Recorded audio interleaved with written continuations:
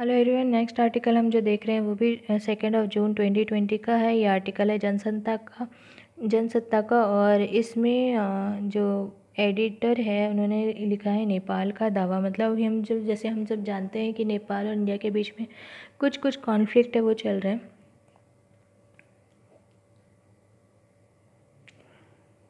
जैसे कि हम जानते हैं कि हमारी नेबरिंग कंट्री है, इंडियन सब कॉन्टिनेंट का पार्ट है नेपाल। और इन दिनों भारत और जो नेपाल है उसके नेपाल ने भारत के खिलाफ़ एक मोर्चा खोल दिया है जो कि काफ़ी उग्र है।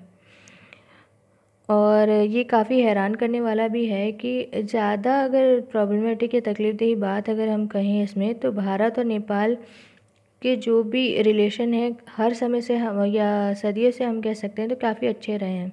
और भारत एक बड़े भाई की तरह नेपाल का हमेशा साथ देता रहा है।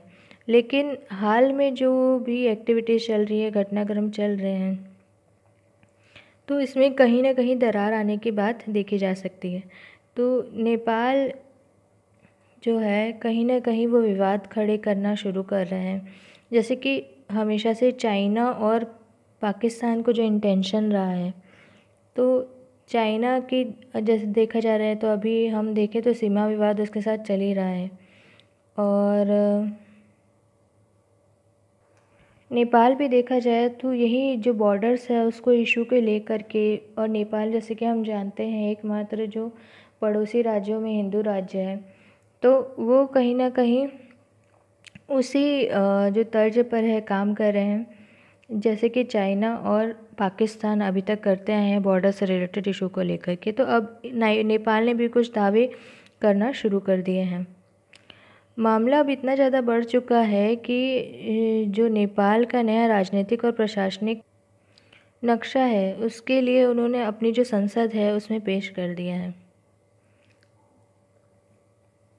तो इस जो नया नक्शा होगा उसमें काला पानी और लिपियानधुरा और लिपुलेख, ये सारे जो नेपाल है वो दावा कर रहा है कि वो उनके हिस्से हैं। जाहिर है कि भारत के सामने काफ़ी मुश्किलें जो है पहले से ही आ चुकी हैं, क्योंकि ऑलरेडी चाइना के साथ डिस्प्यूट चल रहा है। साथ ही साथ कोविड-19 के साथ में जो कोप करना है उसकी बात चल रही है, अर्थव्यवस्था को सुदृढ़ बनाना है। तो सारे कुछ जो प्रॉब्लम्स हैं इंडिया ऑलरेडी फेस कर रहा है।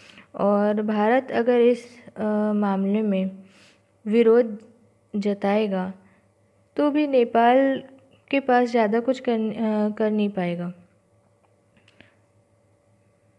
लेकिन अगर हम समय रहते इसको रोक पाते, अपने जो डिप्लोमेटिक या पॉलिटिकल व्यूज़ है उसको क्लियर करते हुए और नेपाल के जो इंटेंशंस है उसको समय रहते भाप पाते, तो हम कहीं ना कहीं ये जो स्टेप्स नेपाल ने लिया है उसको हम रोक पाते। लेकिन ये हो नहीं पाया। हम डिप्लोमेटिक जो रिलेशंस है उसको मेंटेन नहीं कर पाए, और ये नज़रअंदाज करना ही भारत पर भारी पड़ सकता है, क्योंकि ऑलरेडी बॉर्डर से रिलेटेड बहुत सारे इश्यूज अभी भी चल रहे हैं।